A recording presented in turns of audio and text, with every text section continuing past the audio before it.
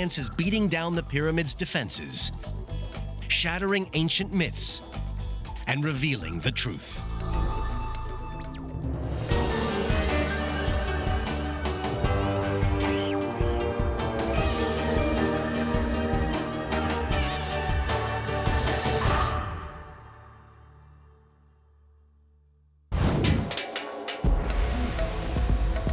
The pyramids of ancient Egypt stand like giant sentinels watching over the city of Cairo. Built more than 2,000 years before the birth of Christ, these stone giants continue to mystify and captivate archaeologists seeking to understand their origins and purpose. I think Egypt has such a grip on us because they had access to stone, and with that stone, they built the world's first skyscrapers. There's something about us that we see in that.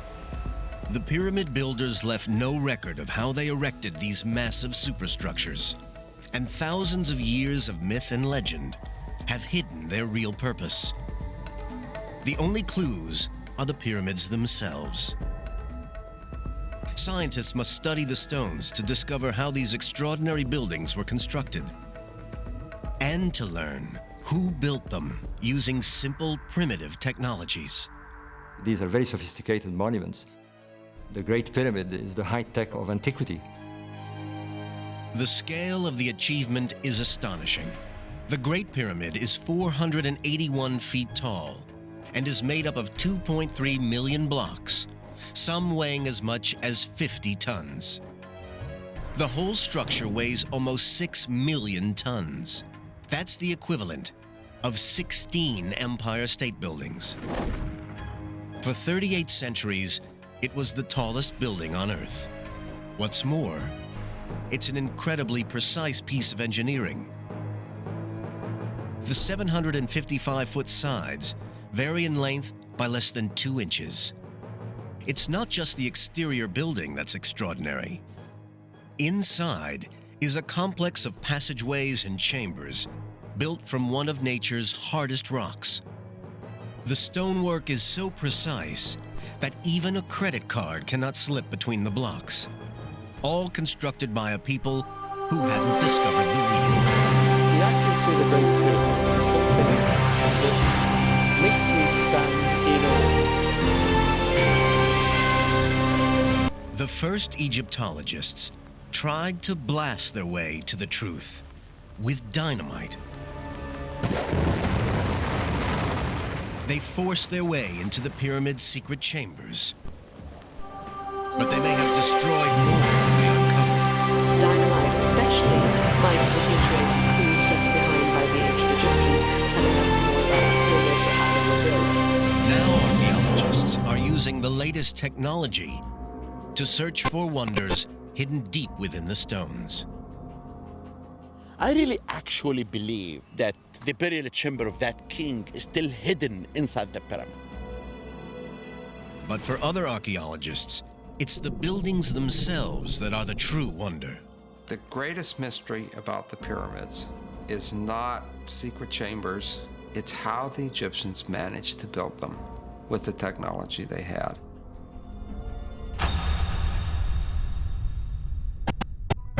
The ancient Egyptians didn't master pyramid building in one leap.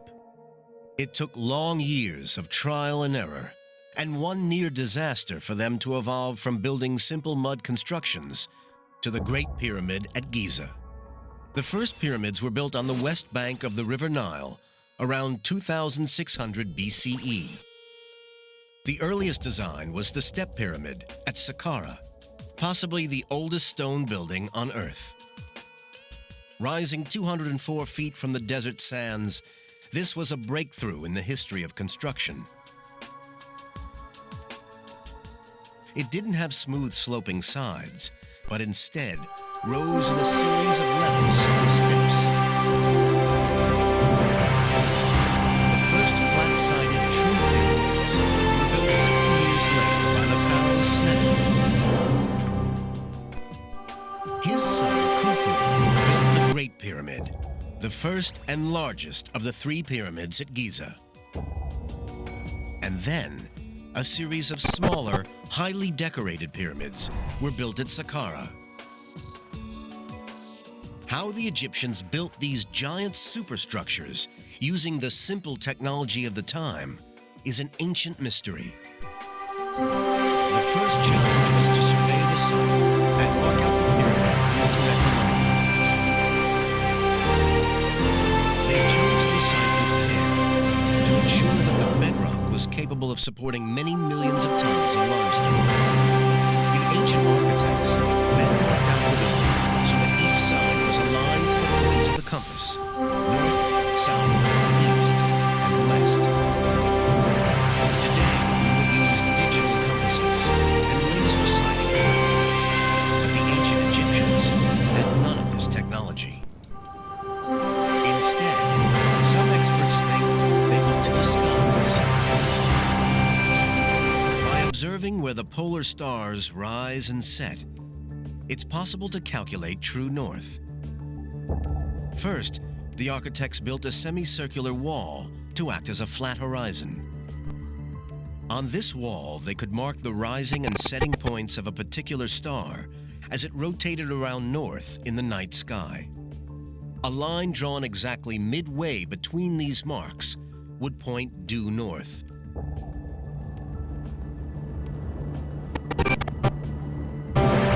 Using just this low-tech method, the Great Pyramid was aligned with breathtaking accuracy. It is off true north by less than a 20th of a degree. Engineer and pyramid rider Robert Bauval has aligned modern buildings himself. He is astounded by the accuracy achieved by the ancient Egyptians. Beats me how they did it. I've set up buildings on the distance with the aid of cranes to place the stone. Sometimes they don't get them that accurate. Having calculated due north, the architects plotted out an alignment line that forms one side of the pyramid's footprint. They then marked out the remaining three sides using measuring rods and cords. With the plan of the pyramid now set, the engineers then carved a level base out of the bedrock to support the giant structure. A perfectly horizontal foundation was needed for a precise and stable pyramid.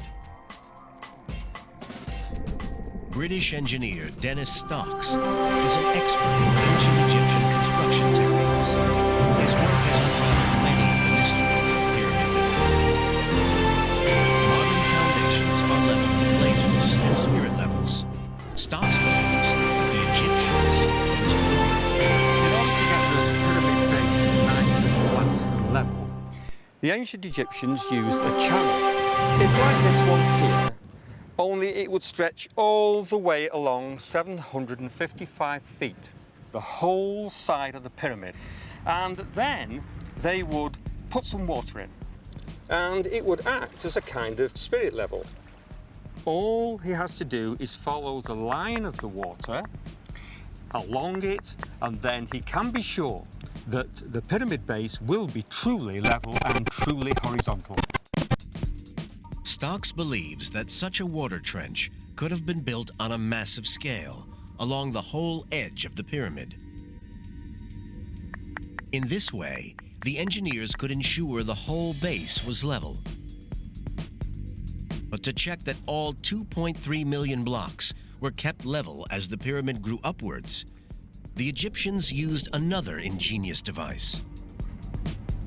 The tool I'm using is made of wood, and it's called the A-frame. All it is two pieces of wood joined together at 90 degrees at the top with a crossbar and a hanging plumb line. To calibrate it for use, it is placed on a flat surface of water, and then a line, which you can see there, is marked right behind the hanging plumb line, so that you know when you test it on a surface and the hanging plumb line coincides with the mark, we know that it is showing a truly horizontal flat surface. With the design laid out and the site level, construction could now begin. For this, the Egyptians needed stone, millions of tons of stone. But how did they quarry such incredible amounts without the aid of dynamite, jackhammers,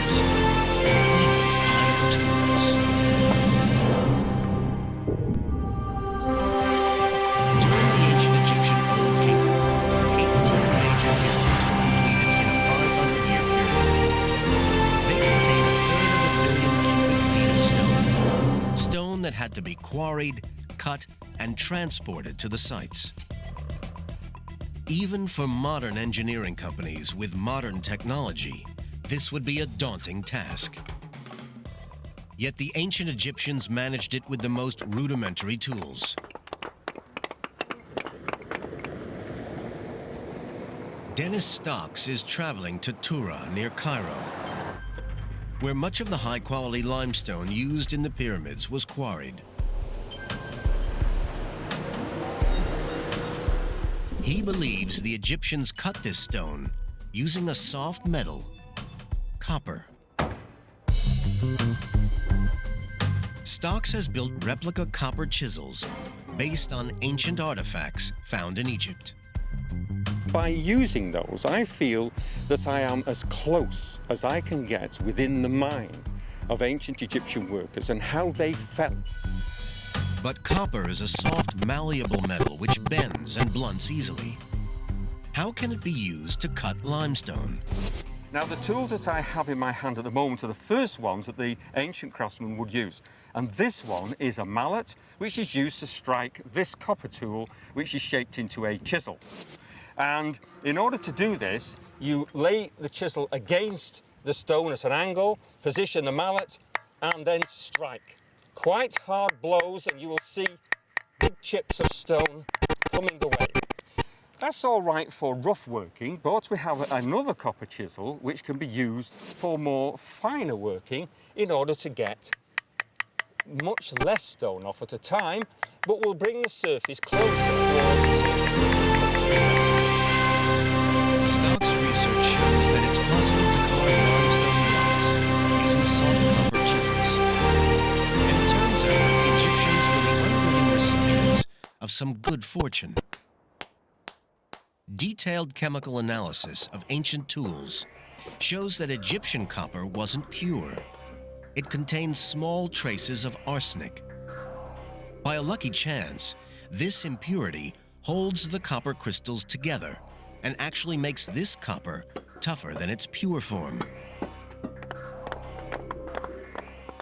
This fluke of chemistry helped the Egyptian stonemasons quarry most of the 2.3 million limestone blocks in the Great Pyramid. The pyramids are mostly made of the relatively soft rock limestone. But the Egyptians also used a much tougher kind of stone, granite. They used this hard, beautifully colored stone for the most important sections of the design, such as the King's Chamber within the Great Pyramid. And copper chisels have absolutely no effect on this rock.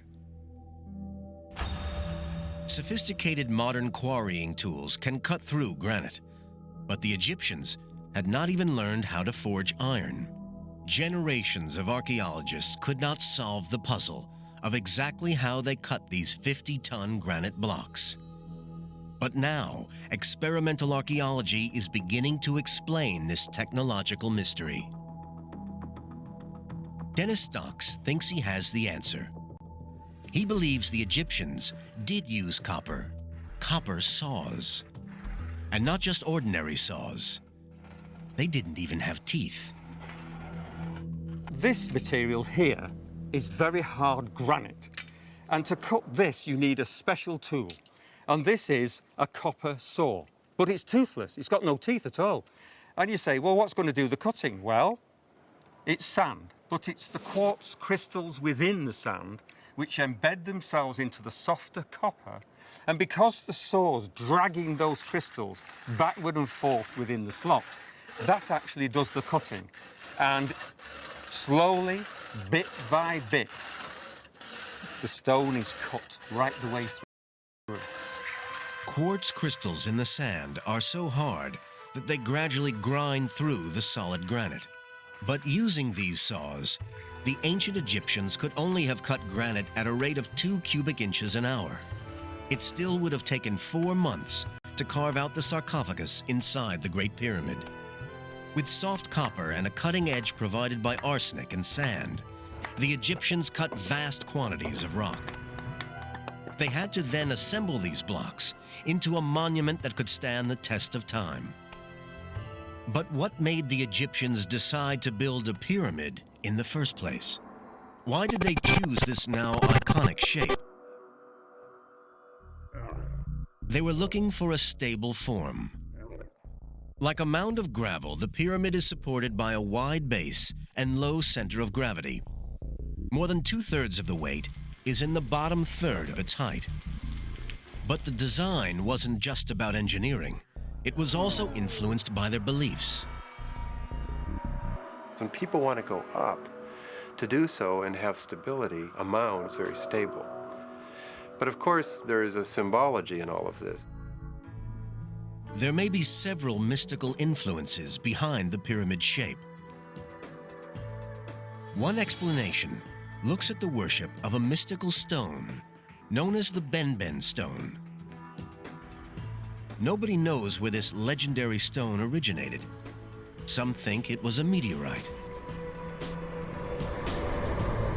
It has long since vanished, but the pyramidions, or capstones, that formed the very top of the pyramids are modeled on the original pyramid-shaped Benben stone. Could this be the reason why pyramids are built in their distinctive form? But with the sun playing such a key role in Egyptian religion at the time, there is another possibility. Maybe the sun itself was the key. The pyramid can be seen as a stone representation of a sun ray coming down from the heavens. When the sun emerges from behind clouds, the beam created can sometimes resemble a pyramid.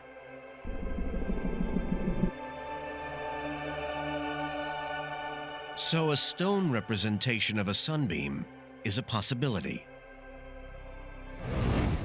But perhaps it was simply the pure geometrical form of a pyramid that appealed to the Egyptians.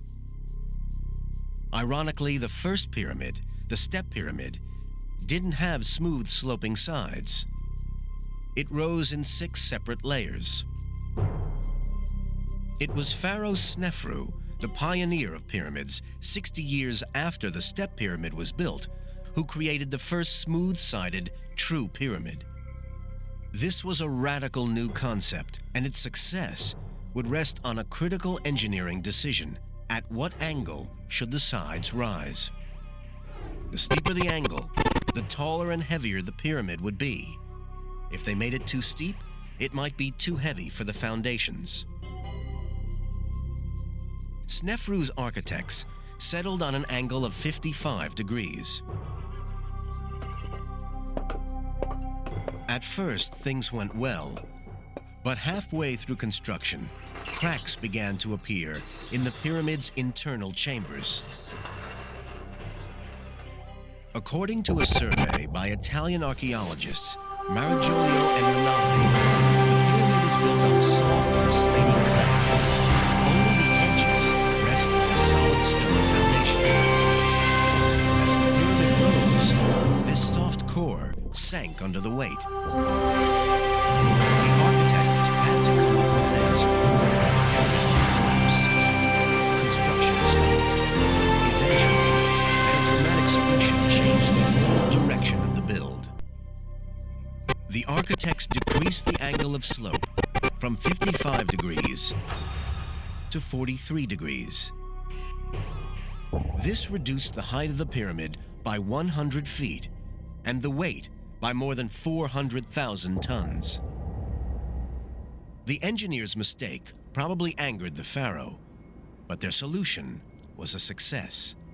4,500 years later, the bent pyramid, as it's now known, still stands, though with its slightly unusual shape. Major pyramids would never again be built at such a steep angle. For his next pyramid, Snefru's architects were understandably cautious. They built the Red Pyramid at just 45 degrees. It has the shallowest angle of any of the Egyptian pyramids, and it's still standing. It's the oldest true smooth-sided pyramid in Egypt today. After this success, the architects grew more confident. They now built steeper and steeper, culminating in the angle of the Great Pyramid. Its sides climb at an angle of slightly less than 52 degrees, rising to a summit of 480 feet. But how did they manage to maneuver 2.5-ton blocks to such an incredible height without the crane or the block and tackle? It was a challenge to the ancient Egyptians, and still remains a mystery to modern archaeologists. Egyptologist Mark Lehner has spent 30 years studying the pyramids hands-on. My approach to the question was, where are the quarries? What kind of a ramp can you get from the quarry to the pyramid in a functional slope? Lehner and almost all Egyptologists believe that some kind of ramp was used to raise the stone blocks. The type of ramp remains a mystery. Did they approach the pyramid straight on? Zigzag up one side? Or spiral around it?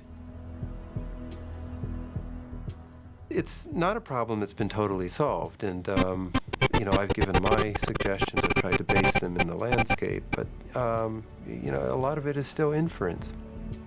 Because the ramps were dismantled once the pyramid was complete, only fragments of evidence are available to archaeologists. But it was ramps and sheer muscle power that allowed millions of blocks to reach the summit. Once in position, the builders faced a new task. The blocks had to be fitted together. Surprisingly, in such a precise build, a large proportion of the internal stones were just roughly finished.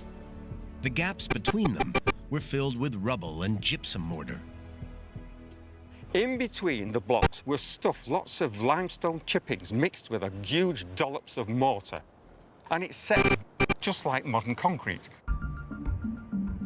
But every stone that would be visible when the build was completed was placed with amazing precision.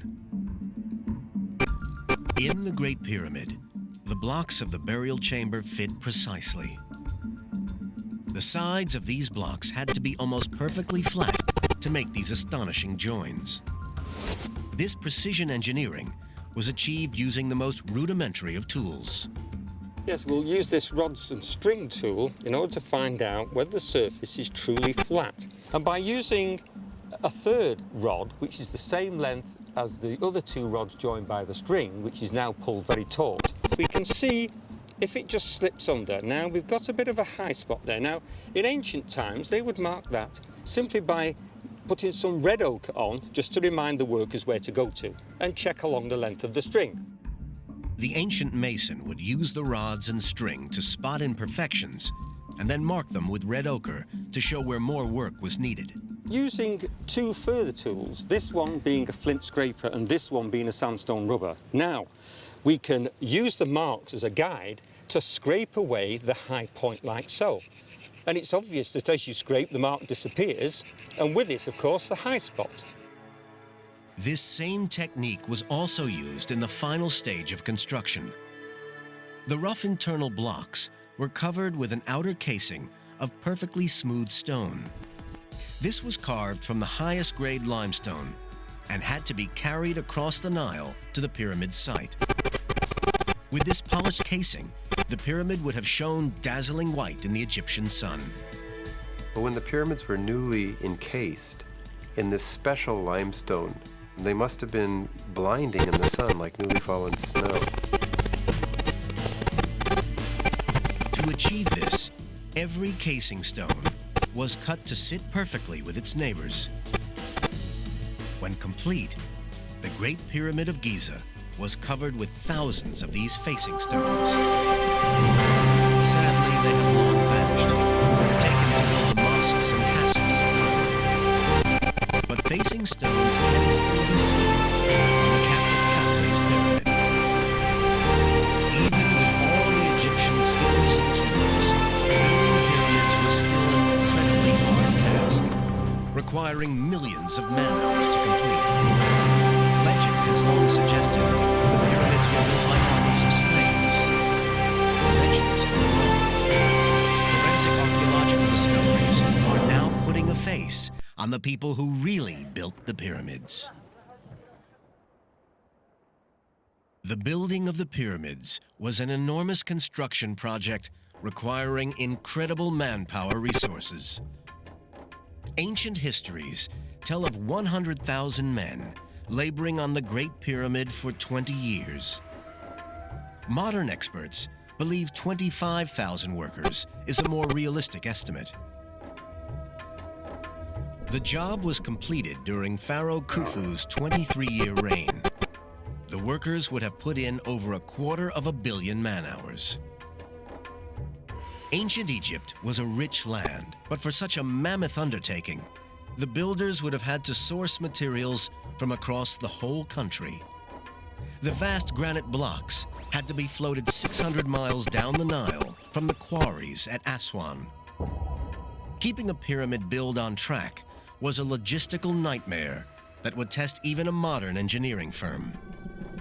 Engineer Craig Smith has overseen vast construction sites and has analyzed how a pyramid build might operate. You don't have cell phones, you don't have pagers, you don't have laptop computers, you have millions of pieces of material that arrive at the right point in time. Egyptian communications depended upon papyrus and foot messages, yet they kept track of thousands of workers and countless millions of pieces of raw material. The present day pyramid would have all the benefits of modern technology available to it. The Egyptians probably relied on the stars to align the pyramids. We would use lasers.